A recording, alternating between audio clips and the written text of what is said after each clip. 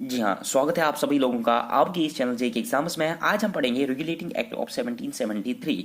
थोड़ी सी इन्फॉर्मेशन दे दूंगा इस एक्ट को पढ़ाने से पहले कि जो हमारी ईस्ट इंडिया कंपनी थी वो 1600 में यहाँ पर आई थी इंडिया में एज ए ट्रेडर्स बन के, फिर धीरे धीरे वो यहाँ पर रूलर्स बन गए। लेकिन जब वो रूलर्स बनने के मतलब प्रोसेस में थे तो उनके कुछ ऑफिसर्स थे जो कि ब्राइबस लेते थे मतलब लोकल पीपल से, और इसके अलावा वो डिफरेंट एक्टिविटीज़ जैसे करप्शन वगैरह में इन्वॉल्व थे और पूरी तरीके से अपना काम अच्छे तरीके से नहीं करते थे। तो उन लोगों को कंट्रोल करने के लिए ब्रिटिश गवर्नमेंट ने एक एक्ट बनाया।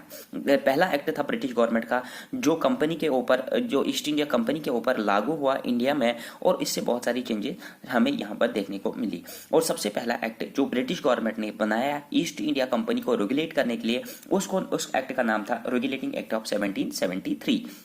अब इस एक्ट को पूरी तरीके से पढ़ने की कोशिश करते हैं। रेगुलेटिंग एक्ट ऑफ 1773 मेनली बनाया गया तीन कामों के लिए।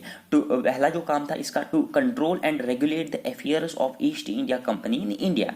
To regulate and control the affairs of East India Company, जो हमारे पास ईस्ट इंडिया कंपनी थी उनको रेगुलेट और कंट्रोल करने के लिए, to limit and regulate the powers of East India Company, मतलब ईस्ट इंडिया कंपनी के पावर्स को उनको रेगुलेट करने के लिए बनाया गया रेगुलेटिंग एक्ट ऑफ 1773। दूसरा पॉइंट इसमें, it recognised first time political and administrative powers of the company. तीसरा पॉइंट इसमें है, it laid the foundation of central administration in India. ये बहुत ही ज्यादा जरूरी बात है कि ये टुवर्ड्स द सेंट्रल एडमिनिस्ट्रेशन की तरफ इसने इस एक्ट ने लिया। वट सेंट्रल एडमिनिस्ट्रेशन क्या होती है? देखो, हमारे पास स्टेट गवर्नमेंट होती है, वो स्टेट मतलब स्टेट को कंट्रोल करती है, लेकिन हमारे पास सेंट्रल यूनियन गवर्नमेंट जो है वो पूरे सारे स्टेट्स को कंट्रोल करती है। तो वो दैट वेरी यूनियन गवर्नमेंट जो है वो सेंट्रल एडमिनिस्ट्रेशन की एग्जाम्पल है। तो इन्होंने भी क्या किया कि डिफरेंट प्रोविंसेस उस वक्त हुआ करते थे, सारे प्रोविंसेस को कंट्रोल करने के लिए इन्होंने सेंट्रल एडमिनिस्ट्रेशन की तरफ, मतलब इन्होंने एक ही हेड रखने की बात की कि पूरे सारे स्टेट्स को यही कंट्रोल करेगा।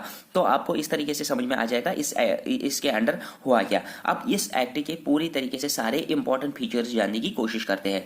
तो सबसे पहला जो इंपॉर्टेंट फीचर है इस एक्ट का जो है कि हमारे पास तीन गवर्नर्स हुआ करते थे, यानी उस टाइम पे पहला हुआ करता था गवर्नर ऑफ बंगाल, दूसरा हुआ करता था गवर्नर ऑफ बॉम्बे और गवर्नर ऑफ मद्रास। तीन गवर्नर्स हुआ करते थे, गवर्नर ऑफ बंगाल याद रख लीजिए, गवर्नर ऑफ बंगाल, बॉम्बे और मद्रास। ये तीन इंपॉर्टेंट प्रोविंसेस थे उस टाइम के। हर किसी के पास गवर्नर ऑफ बंगाल हुआ करता था, गवर्नर ऑफ बम्बई हुआ करता था और गवर्नर ऑफ मद्रास हुआ करता था। लेकिन इस एक्ट के आने के बाद इन्होंने गवर्नर ऑफ बंगाल को चेंज किया। पोस्ट वही था लेकिन उसका नाम चेंज कर दिया।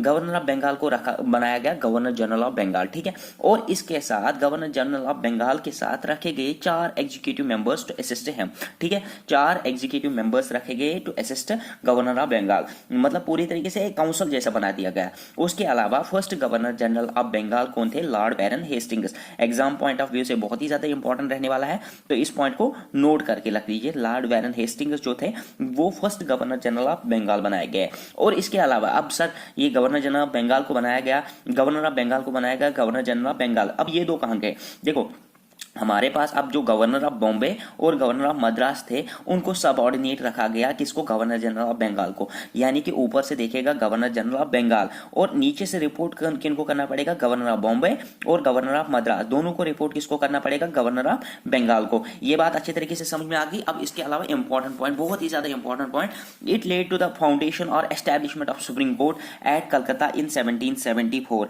यानी कि इस एक्ट के माध्यम से सुप्रीम कोर्ट बनाया गया कि यहाँ पर फर्स्ट सुप्रीम कोर्ट कहां पर बनाया गया? कलकत्ता में बनाया गया 1774 में।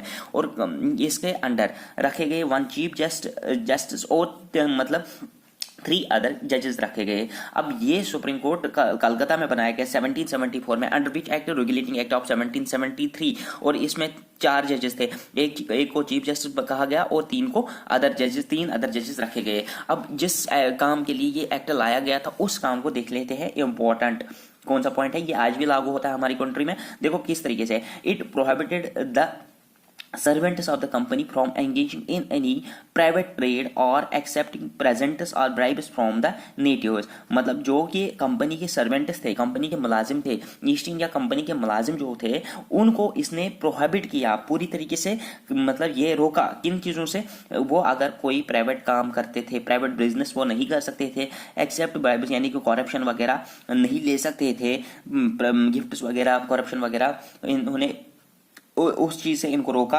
और अब इस चीज़ को हम क्या कहते हैं, इस चीज़ को हम कोड ऑफ कंडक्ट कहते हैं।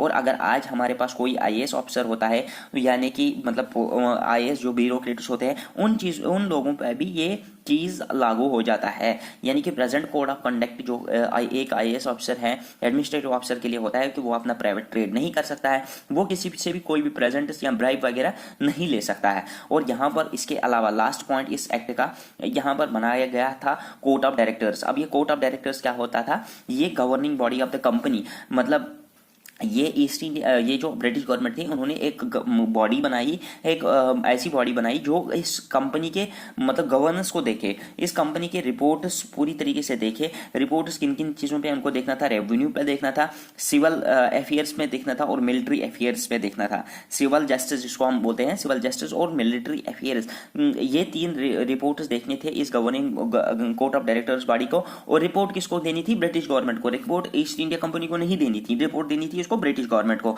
ये असल में कोर्ट ऑफ डायरेक्टर्स किन की बॉडी थी, ये ईस्ट इंडिया कंपनी की बॉडी थी। आई होप कि आपको रेगुलेटिंग एक्ट ऑफ 1773 6 मिनट्स में बहुत आसानी तरीके से समझ में आ गया होगा। Thank you and good bye.